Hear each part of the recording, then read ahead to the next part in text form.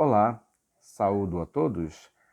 Venho trazer para vocês esse trabalho que o nosso grupo ficou designado, né, da matéria de Decoloniais 2, da professora Joana Tolentino. Nós ficamos com o tema Decolonialidades, Artes e Culturas, né? E o nosso amigo Rafael, o nosso grupo é o Rafael, o Emerson e o Pedro Lucas, né? E eu, o nosso amigo Rafael cunhou um subtema chamado Braço Pernambucano, para falar sobre a questão de decoloniais, artes e cultura. Nós escolhemos segmentar, né, dentro desse tema essa regionalidade. Nós vamos falar um pouco do braço pernambucano, né, dentro disso, dentro desse, desse recorte, nós vamos trazer aí dois eventos que vão demonstrar, né, na questão, os efeitos da colonialidade, né, no pensamento, na cultura, né, e também o movimento que, mesmo sem ter a noção ou sem ter realmente a palavra decolonialidade, né, os estudos decoloniais ainda, quando esse movimento foi criado, ainda estava bastante incipiente, mesmo não tendo esse nome, já era uma reação, né, uma, uma postura com esse comportamento, né? E nesse braço pernambucano, né, o Rafael vai falar sobre um movimento também chamado maracatu, né? Uma expressão cultural desse movimento, né? O Pedro Lucas e o Emerson vão falar sobre os dois eventos chamado Armorial, né? E o Mangue Beach. Esses dois movimentos que aconteceram nesse estado, né? Do nosso Brasil, em que pese todo o nosso país, né? Ele tenha sido colonizado, foi colônia de Portugal. Nós vamos trazer somente um aspecto, um estado somente, para que a gente possa trazer de maneira dividida essa expressão, né? Não falando como o país todo, mas o estado especificamente, que aí a gente consegue, na verdade, saber de características locais que expressaram tanto essas características coloniais na cultura, na música, na arte, né? E também a reação uh, desses movimentos a essa expressão de massa colonial que vinha de fora, né? Então, assim, os meninos vão falar especificamente, mas eu vou dar um apanhado aqui, fazendo uma crítica, né? Identificando essa expressão colonial, que a partir mais ou menos aí, que começou com... A reação começou com o Ariano Suassuna a partir dos anos 70, e essa reação dele, na verdade, foi realmente uma insatisfação com essa cultura de massa que vinha de fora, dos Estados Unidos, precisamente, né? A questão de Hollywood com seus filmes, né? Com sua cultura, com sua influência global, né? Aí estava se falando nessa época de globalização e a cultura também estava sendo massificada. É uma expressão do próprio sistema capitalista, né? De ter essa característica de massa, característica global, arrasadora, avassaladora, né? E no estado de Pernambuco você teve esse dramaturgo, né? Ensaísta, entre outras características, né? É, o Ariano Suassuna, ele já abordando essa reação contra essa característica colonial, né, imperialista de uma cultura massificada dos Estados Unidos, e também nas artes você tinha também muito forte uma hegemonia da cultura europeia nas artes, e mais precisamente no estado de Pernambuco você teve essa reação através do Ariano Suassuna, né, de não somente rejeitar o que vinha de fora, mas voltar para si, né, voltar para a cultura local e trazer protagonismo da cultura local.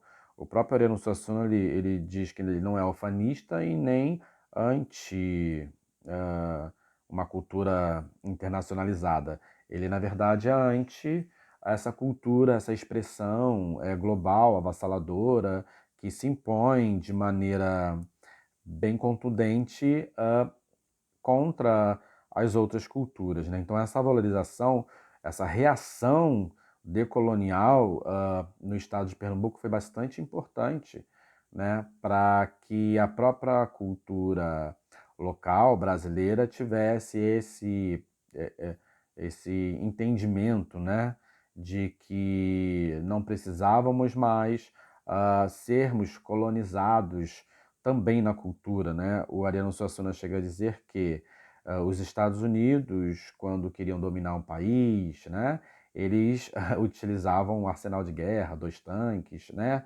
para poder chegar naquele país e, de alguma certa forma, dominar ou colonizar. Não só os Estados Unidos, né, mas precisamente com essa característica, né? E já não era mais necessário você mandar tanque para outro país para dominar aquele país.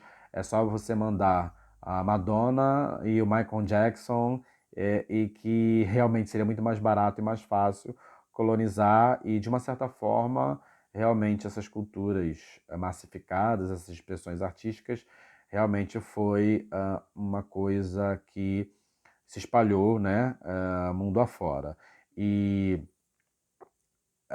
por esse motivo, né, você teve aí um apagamento de nível bem expressivo mundial, um apagamento dessas culturas locais e por muitos anos Hollywood, né, com seus filmes, com sua arte, com sua cultura, realmente por muito tempo contaram a sua história, né, a história pelo lado de quem conta a história, né? Então, por muitos anos, a cultura americana ela foi massificada e as outras expressões foram sufocadas. E movimentos como esse, né, iniciado aqui no Brasil, claro que tiveram outros movimentos, mas esse foi bem expressivo através do Ariano Suassuna de fazer esse movimento de reação, né, a essa imposição, foi um movimento bastante importante e os nossos amigos aqui do grupo vão falar mais especificamente, né, do movimento armorial e suas características, né? E você teve aí também um movimento de reação, né, o do Mangue Beach também, né, que foi um movimento também que conversou ali mesmo que antagonicamente, né, mas que tinha também uma, uma vontade de trazer um protagonismo para a cultura local, né? Então, assim, é bastante importante. Vamos ouvir agora os nossos amigos para a gente dar continuidade e eu volto para a finalização desse trabalho. Bom dia, boa tarde, boa noite. Primeiro, eu gostaria de agradecer ao Daniel pelas falas. Eixo Rio-São Paulo ou até o Sul, que não olhamos com olhos de pesquisador, de orgulho para o Nordeste, tristemente. E esse trabalho é para demonstrar isto, que lá é um lugar de cultura e eu posso falar com a maior felicidade. É um dos principais do Brasil e um dos principais da América Latina. Mas, antes disso tudo, como vocês já estão vendo, eu irei fazer uma leve linha do tempo. Para entender, não dá para você entender a cultura sem uma história, sem também mitos que vão criar a cultura. A primeira coisa é que eles vão ser. Vai ter invasão holandesa, Pernambuco e grande parte do Nordeste, se for ver. E eles vão ser uma das pessoas que vão, literalmente, os holandeses para cá, vão começar a estudar. Temos até aqui uma foto de um documentário sobre essa temática, que ao mesmo tempo é lindo nessas obras e triste, de acreditar que as mesmas realidades acontecem, não houve uma superação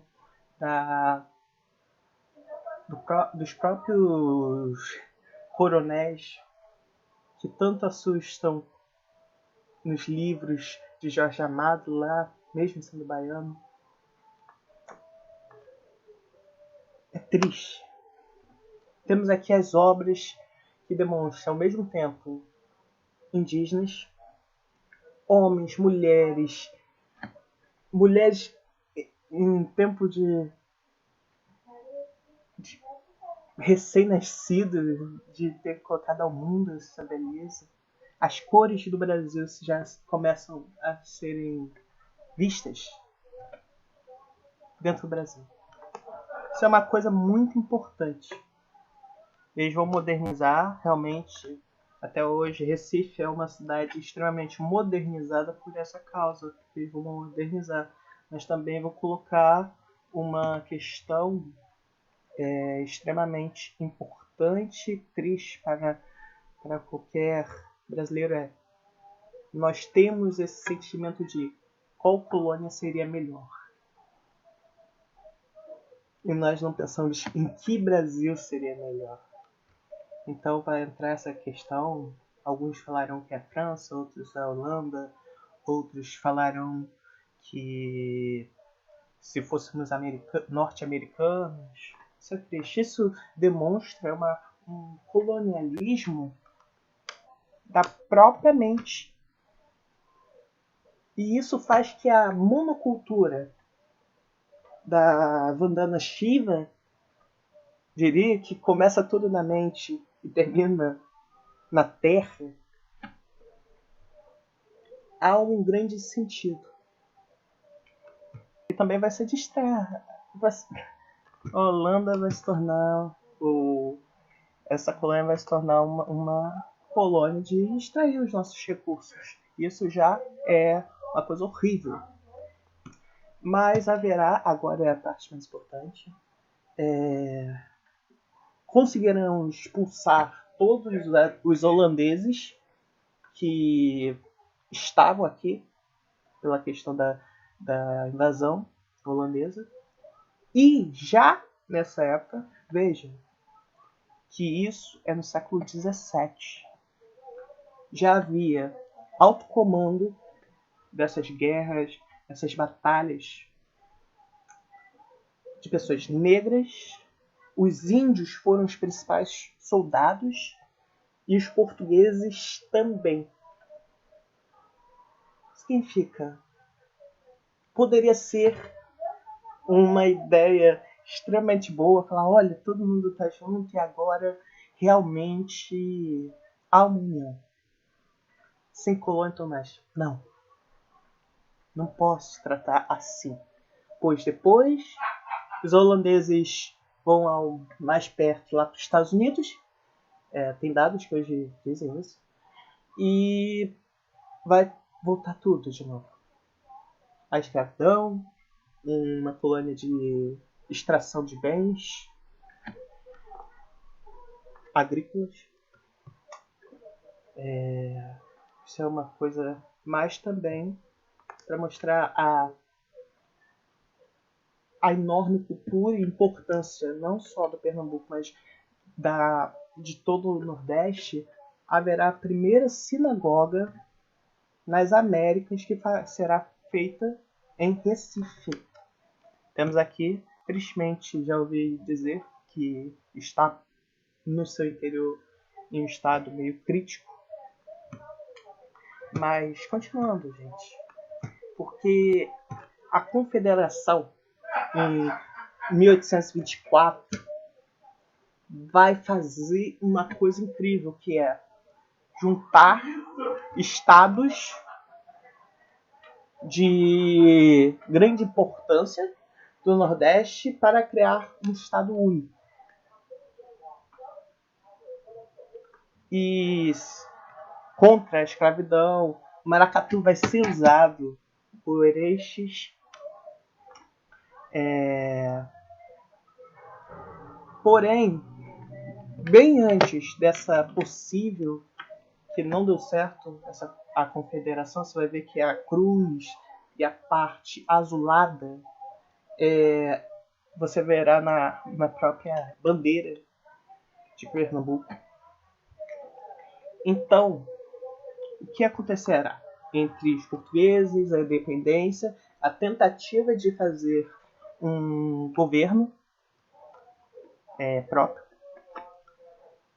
é que Portugal não gostava muito de ver essa questão de índio e negro, principalmente nos Estados Unidos. Principalmente em Pernambuco. Por quê? Com certeza se pensava a máxima que se eles fizeram isso com os holandeses, imagina com a gente. E os índios eram conhecidos por guerrear, era um estado extremamente de multiculturas, e isso já assustava qualquer tipo de pensamento. Só que teremos a independência em 1822, vamos ter a confederação em 1824, mas será deixada de lado até que grandes nomes da nossa literatura nascem, né? Temos aqui até do modernismo, nesse Nordeste. Temos em Pernambuco, o João Cabral de Melo Neto, que vai escrever Vida e Morte Severina. Vamos ter nesse Nordeste o Ferreira Goulart, no Ceará Raquel de Queiroz, que é uma das únicas mulheres na Academia Brasileira de Letras. Nícia Floresta vai fazer uma revolução. Na Paraíba nós temos o próprio Ariano Suassuna, em Alagoas, Graciliano Ramos Grande. Significa, há uma grandiosidade que na época dos modernistas fez. Ao mesmo tempo, lembre-se que quando a gente for estudar sobre os manifestos antropofágicos e pau-brasil, vocês repararam que entre esses manifestos e também uma prolongação do que estava escrito, vão ficar mais ou menos uns 5 anos. Só que a gente conhece aquele. E agora mais uma colonização da nossa mente. A gente conhece aquele, mas a gente não conhece, na mesma época, o manifesto regionalista. Aquele povo todo que eu falei de Nordeste, que não dá para pensar Brasil sem eles, estava ali. Por que não chegou? O regionalismo inovou a visão do Brasil. Mas agora eu acho que podemos entrar na querida tema de maracatu.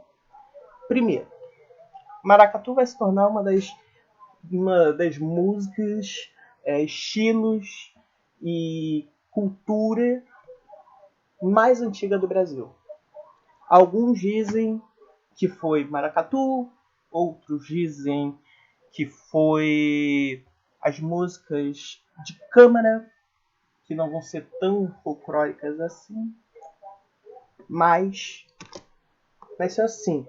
O maracatu, é bom lembrar, o maracatu, vocês vão ver aqui a cor, tudo, vocês vão falar, mas espera aí, eu vi ali que Alagoas, como assim? Tem resposta para isso. Com certeza, se me perguntassem, então maracatu, então Pernambuco invadiu a Alagoas culturalmente. Não. É porque havia uma junção não somente regional, de estado, mas principalmente de cultura, de escravidão. Tristeza falar isso, mas de escravidão indígena, de escravidão negra. Os que ainda trabalhavam, os tais livres, ganhavam para comer algo e não tinham nada além disso, na época colonial. Mas chega o maracatu e vai falar: não, vou colocar o rei e a rainha do maracatu sendo negra. Sabe por quê? Porque havia a história, é quase o mito criador do pensamento afro-brasileiro, que nos navios negreiros vinham reis e rainhas. Tem uma comprovação, realmente algumas comprovações sobre isso, mas não tão exaustivamente em conhecimento. Mas o que vocês vão achar mais incrível disso é, olha, esses tecidos, os portugueses, que eram para usar, porque são raros, principalmente para a época. Sabe por quê? Isso é a maior descolonização cultural que se vê. A roupa dos portugueses, é a roupa dos negros. É a roupa da música periférica. É a roupa do folclore. Isso é ser miscigenado sem ser colonizado. E nem provocar um colonialismo interno. Temos aqui também a rainha, mesma coisa. Se você reparar, tem até essa parte aqui de cima, que se chamaria uma parte elisabetana na Renascença, já no fim, que as rainhas inglesas amavam, como também a rainha Margot da França também. Você vai ver, agora o negro é branco. Pelo menos pelo carnaval. Pelo menos nos dias de festa. Isso é triste falar. Temos aqui também o caboclo para demonstrar a importância dos indígenas. Por quê? Aqui as penas, algumas eram de pavão, mas como o maracatu é um movimento diverso também, então você vai ver diversas diferenças. E é bom lembrar, não é uma banda, não é um grupo, não. Isso é um erro, tanto linguístico, tanto histórico, tanto sociológico, tanto filosófico. Não. Eles são nações. Nações de maracatu. Demonstrando que antes, mesmo da década de 30, quando houve uma das mais antigas, não havia a palavra broco de maracatu. É nação. Porque descendemos dos pajés indígenas e dos reis e rainhas da África e dos portugueses que vieram nos colonizar ao mesmo tempo. Isso é chocante para uma sociedade, principalmente para um pensamento preso em uma regionalidade que vivemos, que é o Rio de Janeiro e São Paulo no Sul. O Sul colocando como fosse só um estado. Repara a colonização. Temos aqui, belíssima. Você vai falar, mas e as cores? Está diferente do outro. Você tem que entender que cada nação tem seu jeito. Cada nação veio de uma parte do império. Cada nação, ao se trajar com alguns trajes europeus e outros africanos, eles estavam dando a maior resposta para o preconceito, para a dor, para a escravidão que tinha na época. Temos aqui quase uma imagem folclórica, e é bom lembrar, isso que eu falei do mito criador, que nós temos aqui. É a nossa querida Calunga, que é uma mulher realmente negra, que aí é bom lembrar, com seus baragandãs, e aprenda que esses baragandãs eram joias crioulas que Carmen Miranda usou sendo branca, e ainda mais europeia, Então isso já demonstra um erro gigantesco nos estudos decoloniais.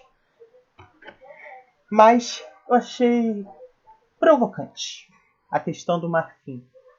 Um marfim, quase todo marfim que a gente vê hoje, bem feito, mas é um marfim vindo da África, pelos animais que eram retirados para ter o marfim.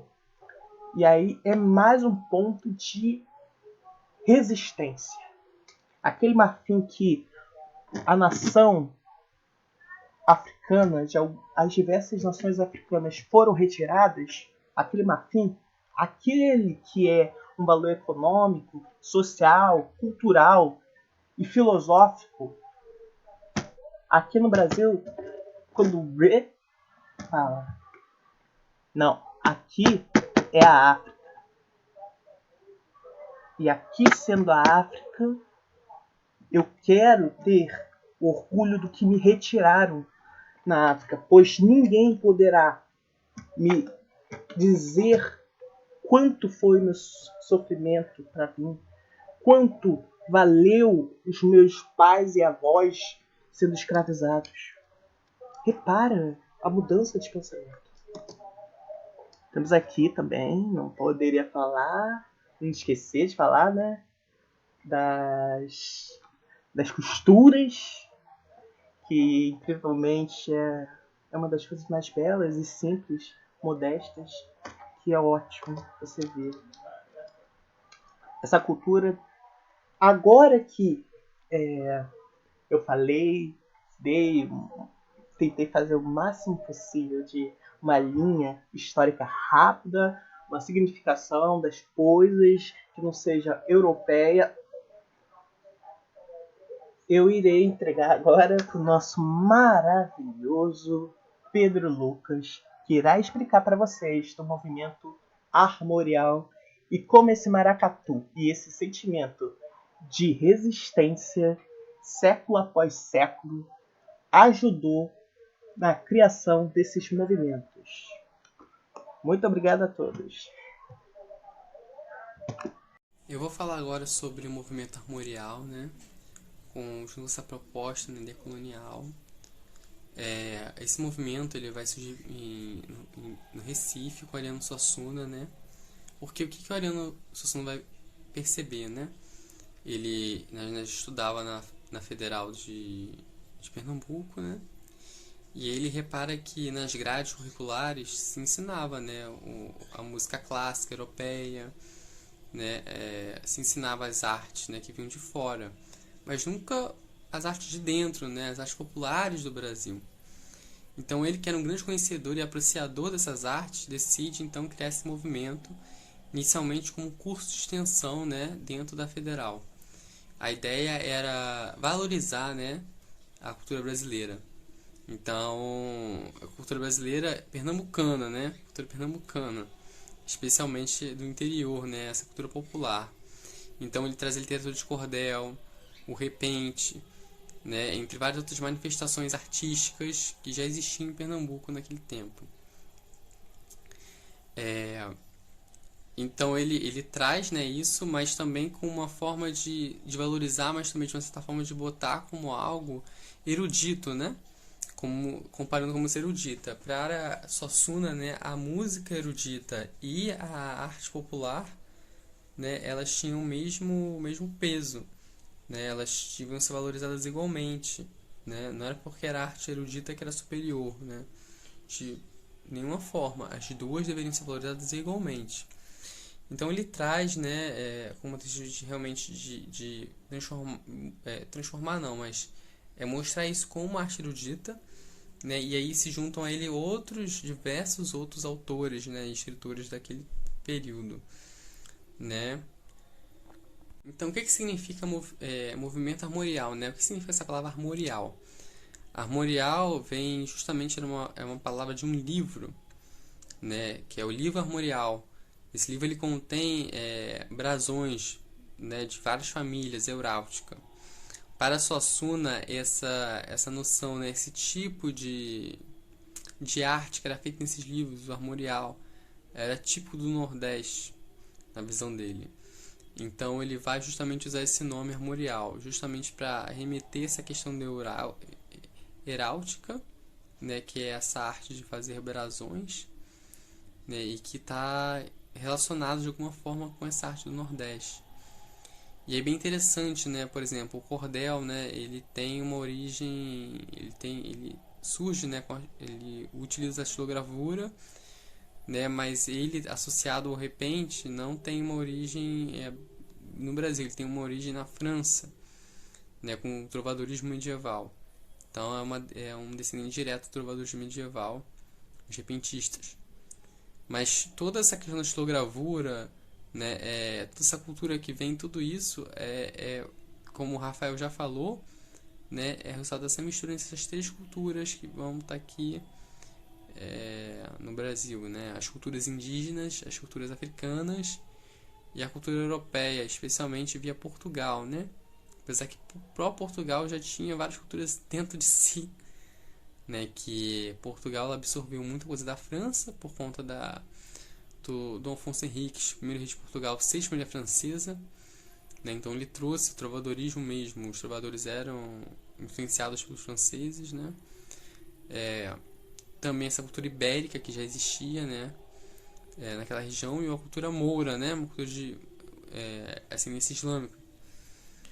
Então, próprio na noção de Portugal a gente já tem essa miscigenação, e no Brasil isso ainda vai ser mais miscigenado com as culturas indígenas e as culturas africanas, né, diversas. Em Pernambuco, essas sínteses que vão surgir lá, principalmente no que já foi comentado, maracatu, né, como eu falei, do repente, tudo isso vão ser coisas que o Ariano Suassuna ele vai querer valorizar e trazer como resistência, né? Como eu tinha comentado anteriormente, ele via, né, que não tinha tanta valorização, né? A arte que era ensinada era europeia, então ele via a necessidade de fazer essa valorização para que também não se perdesse para as novas gerações, né? Essa foi uma preocupação muito grande dele, e que de uma certa forma vai colocar ele não ele diretamente, mas o movimento em rota de colisão com o próximo movimento que vai ser dito, que vai ser no Mangue Beat, né? Que aí o meu querido amigo Emerson vai comentar sobre as diferenças. Obrigado. Bom dia, boa noite. Eu sou o Emerson, também aluno da licenciatura em Filosofia do Pedro II, e eu vou estar defendendo o Mangue Beat como uma solução para os problemas da colonialidade. Bom, o Mangue Beat, nascido em Pernambuco, na cidade de Recife, a Mangue Tal, para o movimento, vai ser uma resposta, vai ser uma consequência do tradicionalismo exacerbado do movimento armorial. Não em oposição, mas como um reflexo da nova era, da modernidade dos anos 90, que é a década onde o movimento vai estar nascendo. Lá vai ter seu início o Mangue Beat em 1991. E em 1992 já vai ter o seu manifesto Caranguejos com Cérebro, escrito por um dos seus fundadores, que vai ser o 04, o Fred 04. E nesse manifesto ele vai estar colocando os principais focos do Mangue Beat, que vai estar sendo o rejuvenescimento da cidade, da cultura. E vão estar colocando alguns símbolos típicos da cidade, do estado, como parte do movimento, como é o caso do caranguejo na lama com cérebros. O próprio manifesto em cima disso, também tendo como símbolo a antena parabólica que capta tudo o que está acontecendo ao redor, no mundo, no globo, e essa antena colocada na lama. Era um movimento que tinha a intenção de estar recebendo a cultura de fora, a cultura estrangeira, de estar não apenas assimilando de forma alienada, mas estar consumindo criticamente os filmes, a música estrangeira, o próprio beat, pega aí uma expressão, quer dizer batida em inglês. Um de seus fundadores, o Chico Science, enfatizava muito isso, usava um nome em inglês no próprio nome. E isso nascido em Pernambuco, na mesma universidade que tinha um movimento armorial, o movimento da Ariano Suassuna.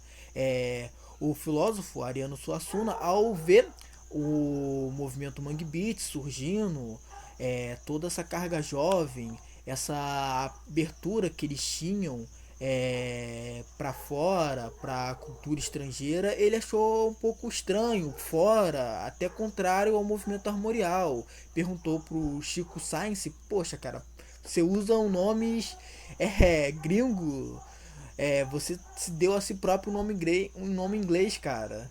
E tinha todas essas questões, mas o próprio Chico Science ele vai estar respeitando bastante o Ariano Suassuna e vai estar se referindo a ele sempre com muito carinho, como meu mestre, como aquele que teve aconselhando, aquele que, como um grande até avô, um grande pai pro movimento, e que teve também tendo seu papel na cultura pop ali de Pernambuco, para a cultura regional de Pernambuco.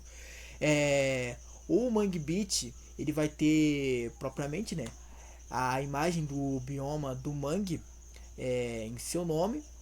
Isso porque o mangue ele é um bioma que ele tem bastante diversidade nele. Vai ser um dos biomas do planeta que mais vai ter diversidade.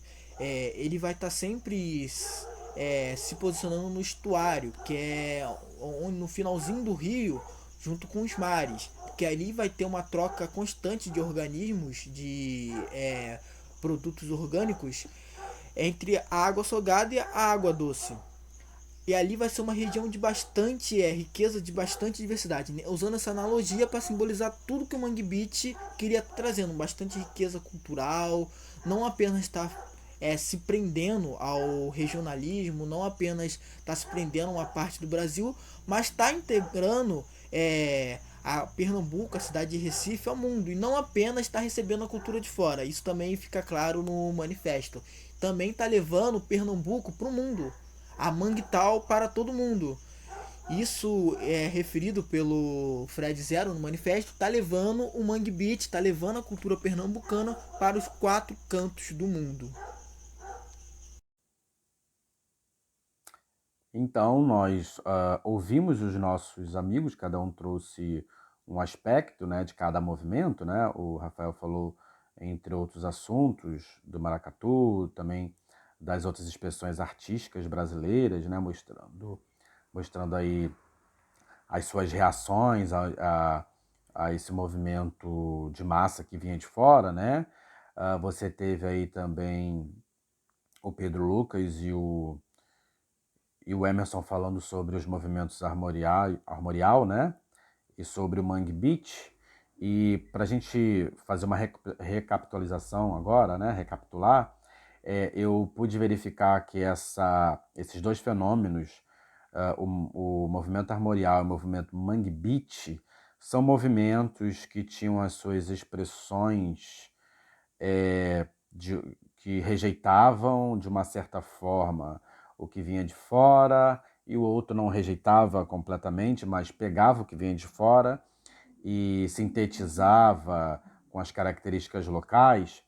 E, como foi falado, você teve aí, entre esses dois movimentos, uma discordância, né? Uma discordância de postura, de operação, e eu posso fazer um paralelo, a grosso modo, dos movimentos, né? Que a gente trata muito nos estudos decoloniais, chamados, né, dos movimentos subalternos e o giro decolonial. Né? Você também teve um certo desentendimento da forma como eles iam estavam apresentando, né, os movimentos decoloniais, porque aí você tinha aí os movimentos subalternos, né, que você tinha personagens europeus, né, fazendo uma crítica a si mesmo, só que depois você teve aí uma discordância entre os movimentos subalternos e o chamado giro decolonial, que veio se chamar, né, de giro decolonial, porque o grupo que deu vida, né, e que continuou através do giro decolonial, eles, na verdade, clamavam para um protagonismo de personalidades e figuras que não fossem europeias, né? Porque aí você tinha, na verdade, uma originalidade de um local, né? De uma territorialidade, e eles entenderam que o momento clamava por esse protagonismo, né? Então, a gente pode verificar que os movimentos, eles podem começar juntos, né? Ou eles podem ter a mesma linha de pensamento, mas a forma ela pode, na verdade, entrar em conflito, né? Dependendo do pensamento do corpo, né? Às vezes um começa e o outro dá continuidade. Então, esse paralelo eu consigo traçar também, né? Com os movimentos armorial e o Mangue Beat, né? Um tinha aquela radicalidade, né? De, na verdade, rejeitar tudo que vinha de fora, não por ser ruim, né? Mas por entender que precisávamos que se precisava de um protagonismo local, né? O outro que queria, na verdade, assumir também, na verdade, não um protagonismo local, mas pegar essa regionalidade e uh, ampliar, né? Ampliar a sua expressão também de maneira a internacionalizar. Então você vai ter aí, na verdade, os movimentos que entram em conflitos, mas que têm uma similaridade, né, no sentido do que queriam, né, nesse sentido de rejeitar ou de não ser engolido pelo que vinha de fora. Então a gente conseguiu visualizar nesse trabalho, né, essas características, né, da cultura regional, local, clamar por um protagonismo em detrimento dessa cultura de massa que vinha dos Estados Unidos, né, Hollywood com seus filmes, né, com seu modo de enxergar o mundo, né, de uma forma imperialista, e teve esse momento, né, mas você teve aí os movimentos que se ressurgiram, que se levantaram contra esse pensamento hegemônico. Então, essa síntese que eu consigo fazer e esses paralelos, né, desses grupos em comum. Obrigado pela atenção e até a próxima.